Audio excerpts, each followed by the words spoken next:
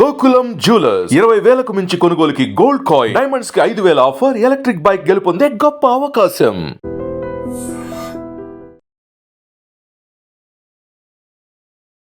భారత్ పాకిస్తాన్ మధ్య ఒక యుద్ధ వాతావరణం నడుస్తున్న టైంలోనే ఇప్పుడు ఎవరైతే గవర్నమెంట్ కి సంబంధించిన ఉద్యోగస్తుల లీవ్స్ నే పూర్తిగా క్యాన్సిల్ చేసినటువంటి పరిస్థితి. అట్లాంటిది ఆర్మీ అట్లాగే మన రక్షణ వ్యవస్థలో ఉన్నటువంటి అందరి లీవ్స్ ని కూడా క్యాన్సిల్ చేసిన పరిస్థితి.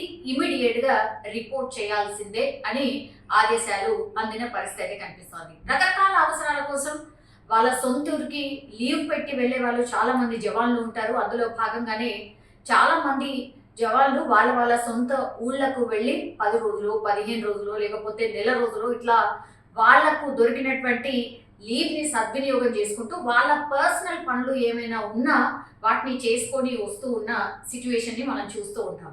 అట్లాంటిది ఇప్పుడు ఈ స్టోరీ కూడా, నేను చెప్పబోయే స్టోరీ కూడా అలాంటిదే అనుకోవచ్చు. ఎందుకంటే అతనికి మ్యారేజ్ అయింది జస్ట్ ఒక 3-4 రోజుల క్రిందటనే మ్యారేజ్ అయిన పరిస్థితి. ఈ జవాన్ పేరు వచ్చేసి మహారాష్ట్రకు చెందినటువంటి మనోజ్ పాటిల్. ఆయన ఇండియన్ ఆర్మీలో పనిచేస్తూ ఉన్నారు. అయితే పెళ్లి కుదిరింది, ఆ తర్వాత డేట్ కూడా ఫిక్స్ అయిన తర్వాత ఆయన తన సొంత ఊరికి వెళ్ళి మ్యారేజ్ చేసుకున్నాడు. జస్ట్ 3 days అయింది. అంటే ఆయనకు ఏ రోజు అయింది? 5న మ్యారేజ్ అయింది.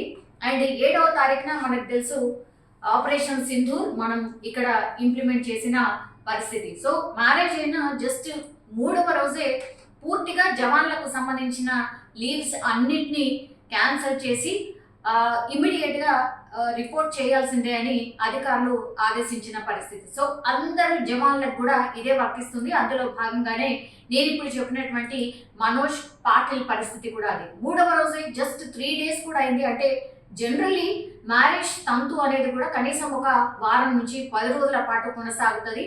ఎందుకంటే ఆ ట్రెడిషన్స్ కావచ్చు అవన్నీ కూడా ఉంటాయి, మనందరికీ తెలిసిందే. అట్లాంటిది పూర్తి ట్రెడిషన్స్ అన్ని కూడా పూర్తి కాకుండానే ఆ జవాన్ పూర్తిగా ఆయన లీవ్ ని క్యాన్సిల్ చేసుకొని ఇప్పుడు రిపోర్ట్ చేయాల్సినటువంటి పరిస్థితి. కానీ ఎంత ఇమోషనల్ మూమెంట్ ఉంటుంది. అట్లాగే కొత్తగా వచ్చినటువంటి భార్యకు అసలు ఎట్లాంటి జవాబు చెప్పాలి, ఆమెకి ఏం చెప్పాలో అర్థం కాని సిచ్యువేషన్. సో ఒక రకంగా బాధాకరం అనుకోండి, లేదంటే అసలు నిజంగా ఎవరు ఎక్స్పెక్ట్ చేయనటువంటి ఇన్సిడెంట్ అనుకోండి. ఈయనకి ఇప్పుడు మనోజ్ ఎదుర్కొంటున్నటువంటి సిచ్యువేషన్. అయినా సరే వాళ్ళ భార్య ఎక్కడ కూడా వెనక్కి తగ్గలేదు. ఆమె తన భర్తకు ఒకటే మాట చెప్పింది. ఎట్లయితే మొన్న పహల్గాం దాడిలో కేవలం 6 రోజుల క్రితం మ్యారేజ్ చేసుకున్నటువంటి కపుల్ వాళ్ళు హనీమూన్ కోసమని ఎట్లయితే పహల్గాం వచ్చిండ్రో అక్కడ భర్తను చంపేసిన తర్వాత భార్య సిచ్యువేషన్ ఏంటో తన కళ్ళారా కూడా చూసింది. తనకు తెలుసు, ఎందుకంటే ఒక జవాన్ని మ్యారేజ్ చేసుకున్నప్పుడు ఎట్లాంటి సిచ్యువేషన్ ఉంటుందో తనకు కూడా తెలిసిందే. సో ఈ మూమెంట్ అంతా జరుగుతున్నప్పుడే వీళ్ళ మ్యారేజ్ అయింది అనుకోవచ్చు. సో ఆ ఎమోషన్స్ తెలుసు, అట్లాగే జవాన్ల పరిస్థితి ఎట్లా ఉంటుందో తెలుసు.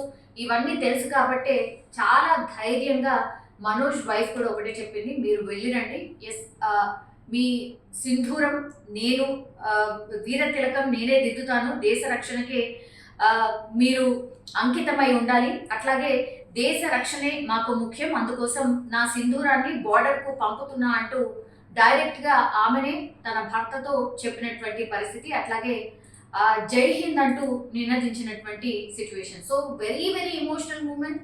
అట్లాగే ఆమె పరిస్థితిని కూడా మనం ఊహించుకోవచ్చు. సరే లోపల ఎంత బాధ ఉన్నప్పటికీ కూడా భర్తను మాత్రం వీర తిలకం దిద్ది నేను మీకోసం వెయిట్ చేస్తూ ఉంటాను అంటూ సాగనంపినటువంటి పరిస్థితి. సో ఇట్లాంటివి చాలా చాలా ఇన్సిడెంట్స్ అనమాట.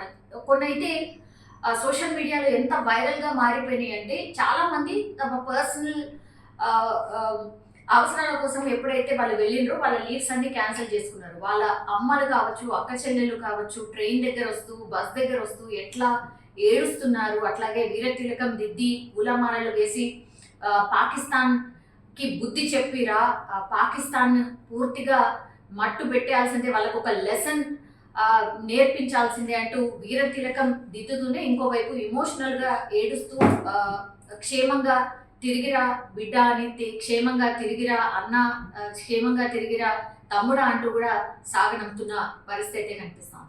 तुमच्या घरी सत्यनारायण होता पण मात्र ते ड्युटी जॉईन करता आहे तुमचे पती. मला खूप अभिमान आहे. माझे मिस्टर बॉर्डरवर चालले. आज आमचं सत्यनारायणची पूजा होती तरी मी त्यांना सपोर्ट करते. जावं असं. देशाचं संरक्षण महत्त्वाचं वाटतंय तुम्हाला? हो, దేశాसाठी जावं असं.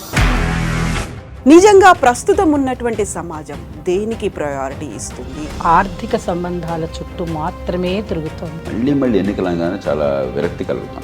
మంచి అనిపిస్తుంది కదా, లేడీస్ కూడా ఛాలెంజింగ్ జాబ్స్ చేసినప్పుడు చాలా బాగుంటది. ట్రాఫిక్ అసిస్టెంట్స్ గా నియమించిన ట్రాన్స్జెండర్స్ అందరితో సాల్యూట్ చేయించుకుంటున్నారు. ఫుడ్ డెలివరీ ఇవ్వటానికి వెళ్ళినటువంటి డెలివరీ బాయ్ అనిల్ పై కళ్ళ ముందు పెళ్ళండి